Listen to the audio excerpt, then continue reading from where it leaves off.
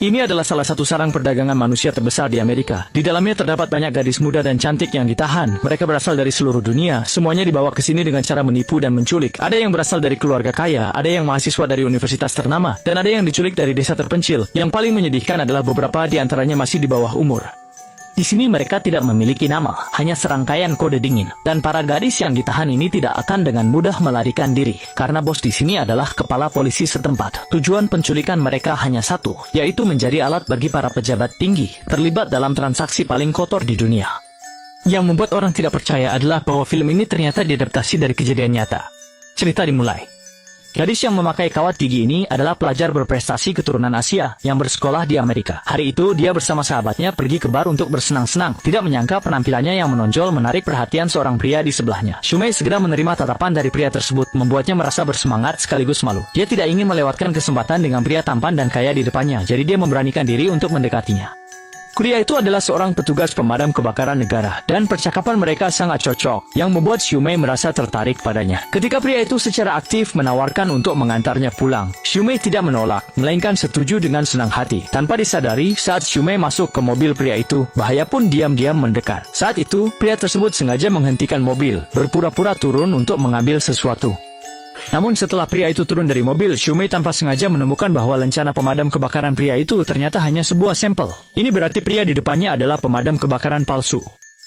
Shumei segera menyadari ada yang tidak beres. Tanpa berpikir panjang langsung turun dari mobil untuk melarikan diri. Tetapi semuanya sudah terlambat. Langsung dipukul pingsan oleh pria yang menyerbu. Kemudian dimasukkan ke dalam bagasi dan dibawa ke tempat yang melakukan transaksi paling kotor. Ketika Shumei terbangun lagi, dia menemukan dirinya terbaring di meja operasi dengan tangan dan kaki diborgol.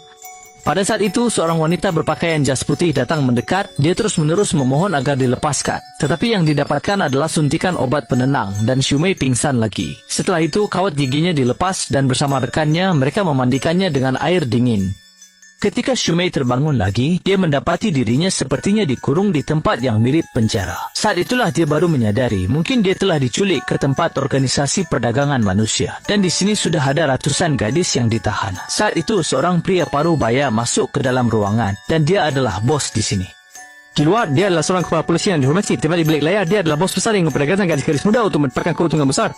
Setiap hari dia akan mencuci otak gadis-gadis baru, memberitahu mereka bahwa tempat ini sangat aman, dan melarikan diri sama sekali tidak mungkin, karena semua penjaga bersenjata lengkap. Begitu ketahuan melarikan diri akan langsung ditembak mati. Bahkan jika berhasil melarikan diri, dalam radius 50 km tidak ada tanda-tanda kehidupan. Pelacak yang terikat di kaki mereka dapat dengan mudah melacak keberadaan mereka.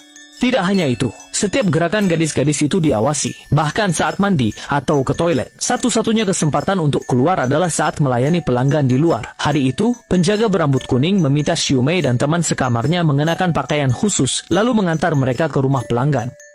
Belum sempat Shumei memahami apa yang harus dilakukan, dia sudah diikat kedua tangannya dan digantung. Cambuk kecil yang kejam menghantam tubuhnya dengan keras. Tak disangka, kunjungan pertama untuk layanan di rumah malah berujung pada siksaan tanpa akhir. Setelah itu dia hanya bisa menangis terseduh-seduh bersama teman sekamarnya.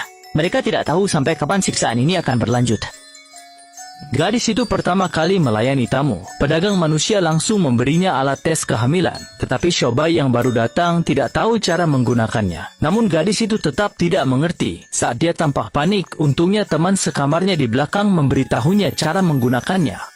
Alasan mengapa gadis-gadis ini begitu bingung dan tidak tahu apa-apa adalah karena mereka diculik ke sarang perdagangan manusia, dipaksa melakukan pekerjaan yang tidak terhormat, dengan tugas menghasilkan uang untuk organisasi. Jika ada yang mencoba melarikan diri, mereka akan menghadapi penyiksaan kejam dan kematian. Selain itu, setiap kali gadis-gadis ini menyelesaikan tugas, mereka harus menjalani tes kehamilan. Jika hasilnya positif, mereka akan dipindahkan sampai anaknya lahir, dan bayi yang dilahirkan menjadi sumber pendapatan yang besar.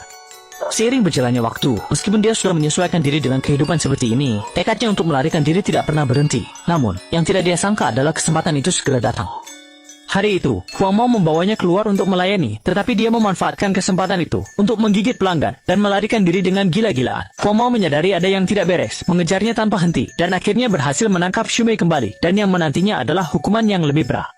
Setelah mengetahui kejadian yang dialami Shumei, teman sekamarnya segera menenangkannya dan menyarankan agar dia menyerah untuk melarikan diri. Tempat ini berada di padang pasir 50 km jauhnya. Melarikan diri sama saja dengan mencari mati. Apalagi jika ingin menelepon polisi, itu sama saja dengan menyerahkan diri. Karena bos di sini adalah kepala polisi setempat. Melihat tidak ada cara yang berhasil, teman sekamarnya menunjukkan jalan keluar, yaitu menggantikan pekerjaan kakak Lan.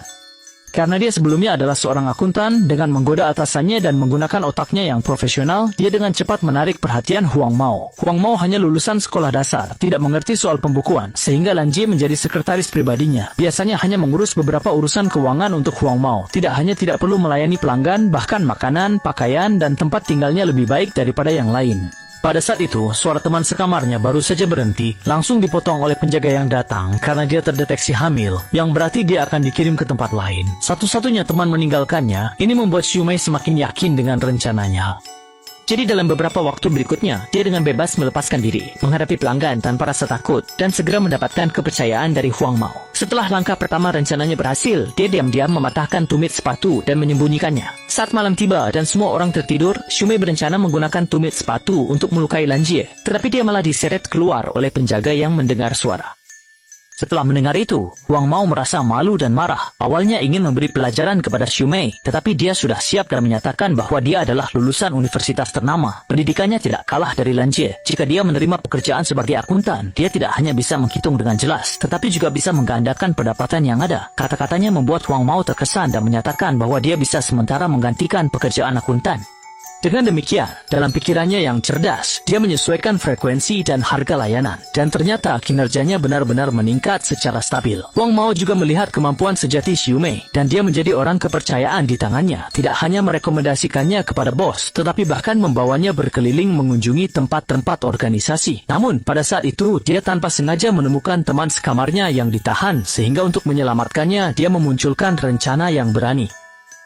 Gadis itu mengambil semprotan pembasmi serangga dan menyemprotkannya ke dalam pipa rokok. Ketika pedagang manusia itu datang, tanpa sadar dia mengambil pipa rokok dan mulai menghisapnya. Dengan satu hembusan asap tebal, si pirang segera menyadari ada yang tidak beres, wajahnya memerah dan dia terus batuk. Melihat itu, Shumei sengaja bangkit untuk membantunya menuangkan air. Kemudian dia langsung membuka lemari es, mengambil 2 suntikan obat bius, berniat mengirim si pirang ke barat laut, tetapi ternyata dia sudah keracunan dan meninggal.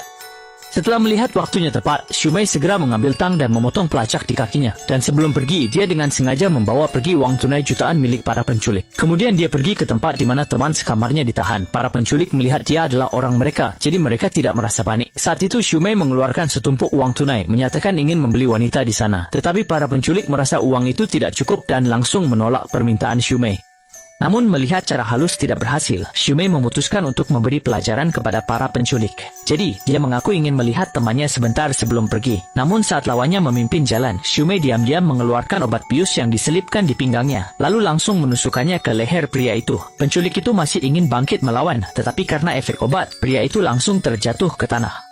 Kemudian dia datang ke kamar tempat wanita itu ditahan. Tetapi ketika bersiap untuk membawanya pergi, wanita itu mengatakan ingin membawa anaknya. Shumei mengatakan bahwa anaknya sudah lama dijual oleh para penculik. Setelah mendengar itu, wanita tersebut langsung merasa putus asa. Dalam keputusasaan, yang paling penting sekarang adalah segera melarikan diri dari tempat mengerikan ini. Setelah mengemudi beberapa jarak, Shumei menemukan sebuah bilik telepon.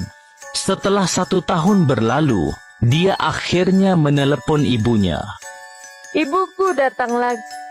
Tak ada yang mendengarkan ibu dengan cemas bertanya pada Shumei. Tidak bisa lagi mengendalikan kehancuran batinnya, dan gadis yang dulu polos dan pemalu itu tidak akan pernah kembali. Film ini yang diadaptasi dari kejadian nyata menampilkan kegelapan sifat manusia dengan sangat jelas. Sampai di sini, film berakhir.